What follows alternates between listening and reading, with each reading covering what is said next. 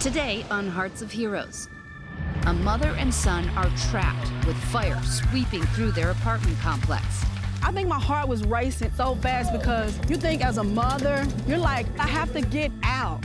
And first responders rush in to help. It was just completely covered in smoke. Flames were kind of coming out of the left side, and I was trying to go to the right side, but they were just too hot. Then, I'm coming to you, okay? Hold on.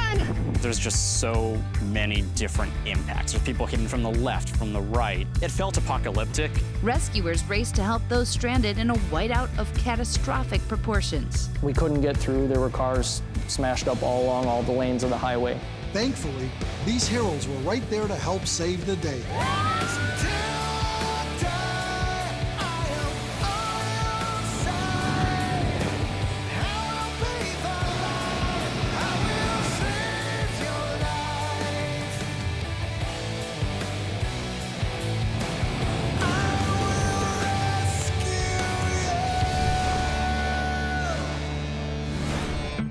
Often exploding from a small spark into a devastating blaze, structure fires can take what is seemingly a normal morning and make it a life-altering, terrifying event. But the fact that our first responders are on 24/7 should give many of us hope that if we're faced with something as intimidating as a fire, heroes will come to our rescue.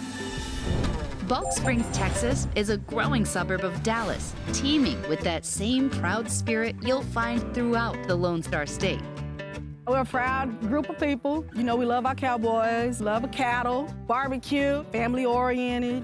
You know, we like to have a good time. It's bigger in Texas, like they say. Bulk Springs is a suburban, smaller city right within Dallas County. It borders the cities of Dallas, Texas, and Mesquite, Texas. It has a small population, but lots of traffic through it for it sits on two major highways. Which gives the Bulk Springs Police Department quite a unique array of calls. It can go anywhere from an animal complaint pertaining to loose livestock, aggressive animals, disturbances, many traffic accidents of all sorts. But this early morning call was to be something more out of a movie than a sleepy morning in suburban Texas. When the call first came out, the first thought that came through my mind is people are probably still asleep. There could be potentially people trapped inside. Bulk Springs 911, what's the address of your emergency? It's a fire. Everything is on fire. The house, the whole apartment. I was off work, so, I kind of had a little time I didn't have to rush to get up. But the reality of the situation would soon hit everyone involved. The apartment complex is a fairly large, spread out complex. I believe each apartment building has 8 units, 2-story, so 4 on the bottom, 4 on top.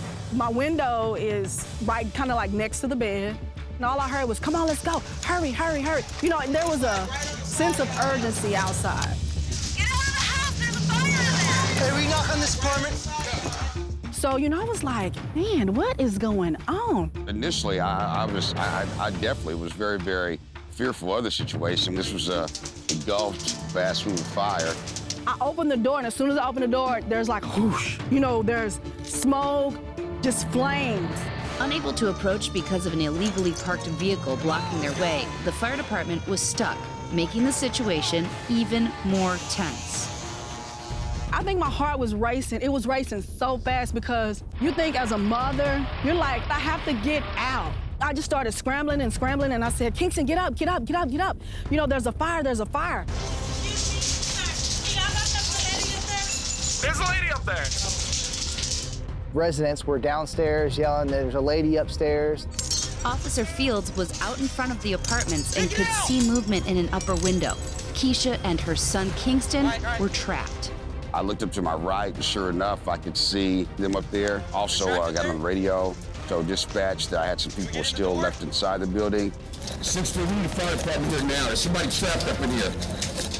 But expect the unexpected. That's what these professionals are trained to always keep in the forefront of their mind. It's no wonder that the help was a reaction, not a thought. So Officer Gross makes the heroic decision to run into the burning building despite not wearing any protective gear.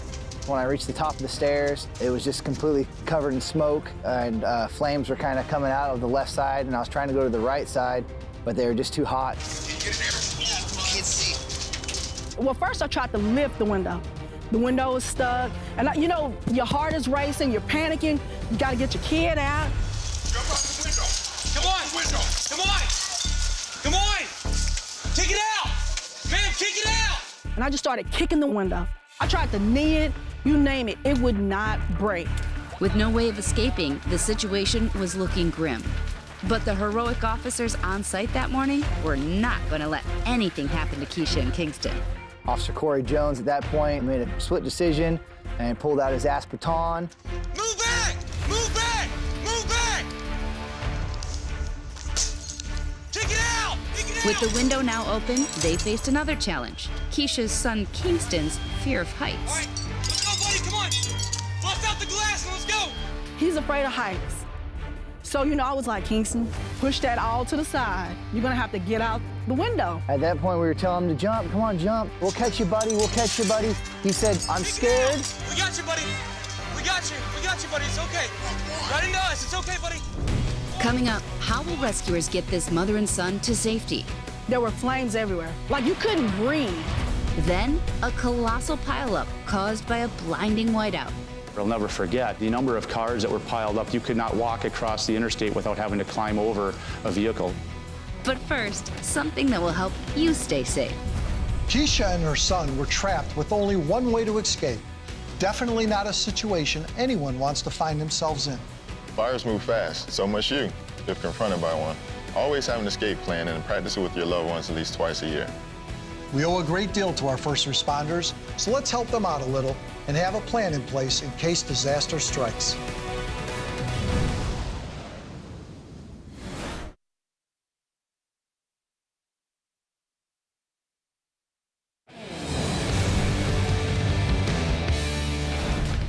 An apartment complex in Bulk Springs, Texas caught fire one early morning. Get out of the house. There's a fire in there. Hey, we knock on this apartment. Come on. Window. Come on. Trapped inside, a mother and son. Come on. With firefighters blocked from the scene by illegally parked vehicles, it was up to the police department to save the day.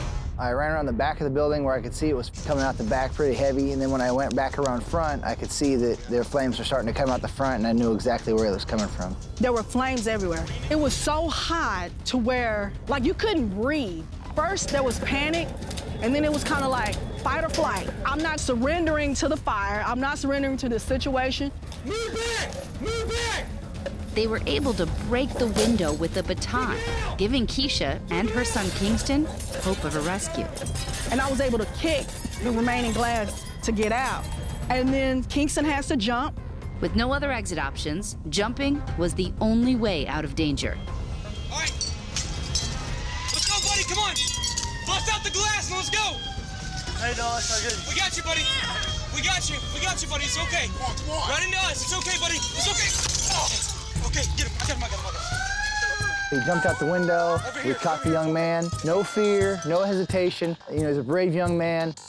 Hey, how's your leg, buddy? You okay? All right, your mom's coming. We got her. Is it no one else in there? All right, we're good. We're good, buddy. Hey, that was a good jump, man. That's a good jump. But there was still the problem of Keisha being stuck in the burning building. I was put here to be his mama. I was put here to take care of him, you know, keep him out of harm, hurt, danger, you name it. You know, that's what I was put here for him. This way. Then the sight everyone was waiting for, the fire department finally arriving. When it comes to saving lives, every second counts. So make way for our heroic first responders. We got someone on the second floor. She's in that window right there. All right. We went to the window. She was very calm. She listened to everything we said. We just set up the ground ladder, put it in the ground, set it up, raise it up, tie it off, went up, escorted her down. Keisha and her brave 8-year-old son Kingston were now reunited and so thankful to have made it through such a harrowing ordeal. I wouldn't be here talking to you today, neither one of us. I just thank God that we had some angels that day. And, you know, we had some people who could respond and take care of us and get us to safety. It should be a little warmer in here. I cranked the heat up, okay? All right. Well, hey, y'all did really good, okay? Okay, I'm gonna crank that heat for you, okay? These days, I just live in a constant state of gratitude. I mean, I don't know what other word to use other than gratitude. And the one striking truth to all heroes, their humility. I go to people where they're having problems and try to see if I can help them and solve their problems on a daily basis. For the most part, staying safe is the #1 thing. If you're just in the right place at the right time, hopefully you can make a difference. Coming up, when a whiteout causes visibility to drop to 0, Winds were 40, 50 mile an hour. It was sleeting, it was terrible weather. help was rushing in. I will never be thankful enough for everybody that helped up there. I'm coming, hold on.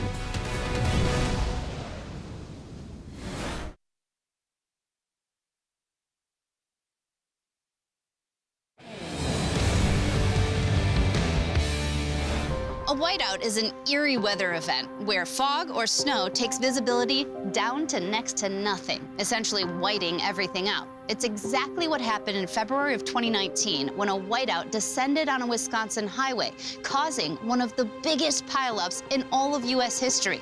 Luckily for those trapped, first responders were right there to rush in and help out.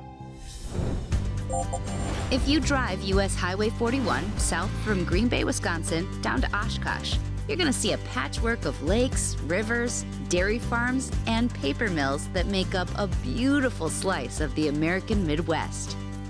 It's quiet, and you get to know your neighbors, and they get to know you, and so you kind of watch out for each other. I would say that's the amazing part of being in small town USA. Yet the weather in northern Wisconsin is known to be dangerous, especially in the winter. The weather in Wisconsin, you never know. You could be in shorts and t-shirt in the morning and you could have a sweatshirt on at night. It can just change in a matter of seconds, matter of minutes. The snow and winds can be intense. Snow, wind, and cold, very cold. On the morning of February 24th, 2019, meteorologists and authorities were urging people to stay off the roads. A low-pressure system was passing with winds up to 60 miles per hour, blowing the 10 to 16 inches of fresh snow that they had just gotten all around. It was snowing, but we're used to that here in Wisconsin. It's not normally an issue. It was pretty windy that day, but again, it wasn't anything that seemed initially too out of the ordinary. Just as the warnings had detailed, as drivers were cruising along the highway, conditions went from clear to whiteout. I was obviously being very cautious of the roads and the weather condition and other drivers besides my own driving. That stretch of road, it's 4 lanes, and folks drive really fast. The roads were clear. Susan was driving and you just drove into a big white wall. You could see in front of you at least a mile, mile and a half, and then all of a sudden you couldn't see 5 feet in front of your vehicle. Visibility dropped as the wind picked up the snow, sending it flying ferociously. To make blizzard conditions, the amount of snow doesn't really matter. In this case, it wasn't even snowing. They had what we call a ground blizzard. In the definition of blizzard, all you need to have are 35-mile-per-hour gusts for more than 3 hours. They easily had that with winds up to 60 miles per hour, hurling that fresh snow, blinding drivers. Susan did the right thing. She pulled her car over, but she was unaware that hundreds of cars were thundering down the road right at her. The unfortunate thing is you're a sitting duck, or you're sitting in place that there is absolutely nothing else you can do, but there's a great chance you're gonna get hurt. Once people started coming through, cars started crunching, and it just kept happening and happening. Winnebago 911. Hi, we just got in a really bad accident on Highway 441. It's like just snow blowing right across the highway, and everybody is like, it's a pile up now. And now it's like everybody's starting to stop. Oh, here's another. Yeah, we're okay. Everybody's just crashing into us because we're like stopped on the side. We've got help coming. Does anybody need an ambulance? Well, you really couldn't see going into the whiteout. So all of a sudden you drive into it and there's just cars there. And you really have little chance to escape because there's no room to go. We got hit from the back. That turned the car a little bit sideways. Second collision hit the hood on my side. It crunched in the hood. There's just so many different impacts. There's people hitting from the left, from the right. It felt apocalyptic. Many became trapped in mangled messes of steel, and 911 calls were flooding the dispatch center. Winnebago 911. Help, I'm on the highway. There's a huge accident. There's a huge car. I'm so scared. It came in as just a 2-vehicle accident, And then from there it snowballed and we kept getting more calls, and then it was 10 cars and it was 20 cars and it was 40 cars. And we had no idea the amount of people that were involved in this accident until several hours later. Kind of all over the place. Coming up, Due to the weather, people would get hypothermia pretty quick. frozen in the whiteout. Can rescuers save everyone in time? There were a lot of hazards, not only the twisted metal, but also the hazard of maybe slipping and then you yourself becoming injured. Are you the only one in the van? Yeah. Okay. But first, here's another safety tip. If severe winter weather is posing a risk in your area, try to stay off the roads unless absolutely necessary. If you have to drive, remember to accelerate and decelerate slowly. Increase your follow distance. This will give you the best chance of avoiding a collision. Winter in most areas is already challenging enough, so let's help each other stay safe.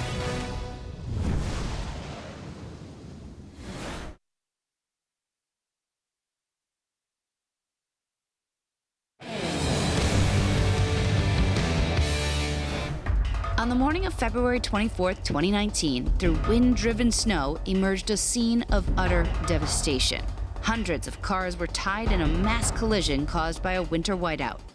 As I was one of the first officers to arrive on scene, the magnitude of vehicles, just all of the twisted iron and, the walking injured that were coming towards me.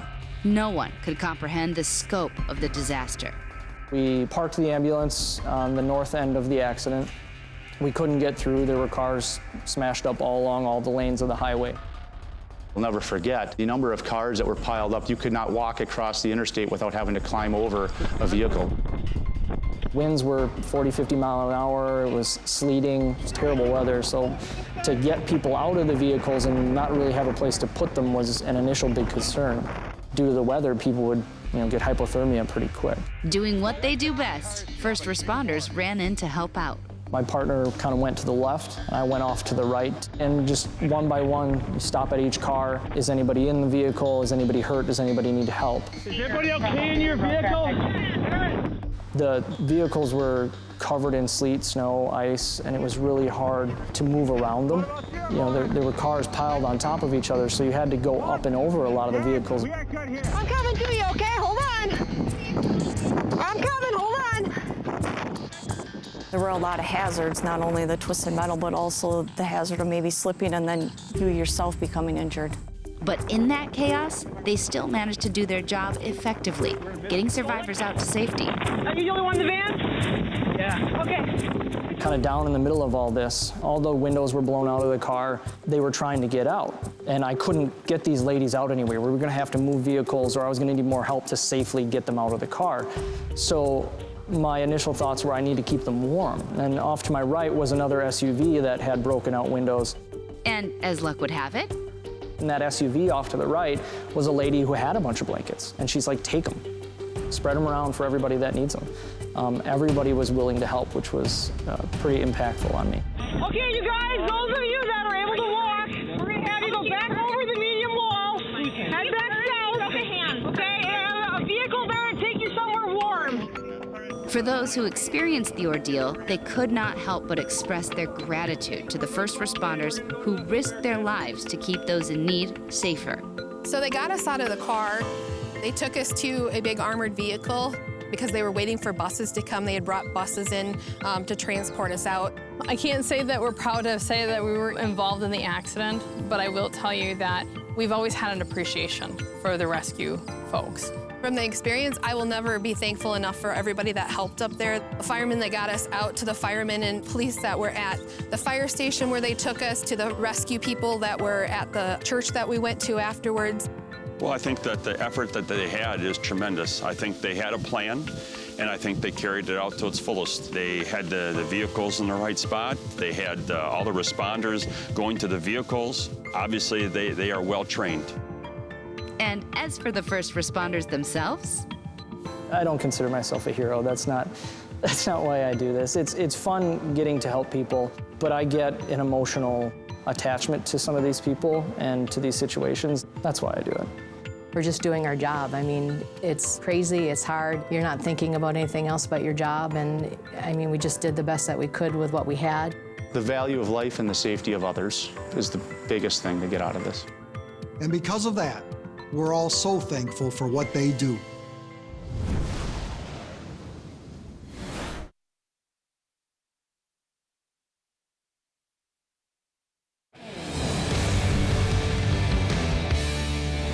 A massive pileup caused by a whiteout in Wisconsin and a devastating apartment fire in Texas. Both clear examples of how first responders selflessly go above and beyond to save lives. I'm Ginger Zee. Thanks so much for watching.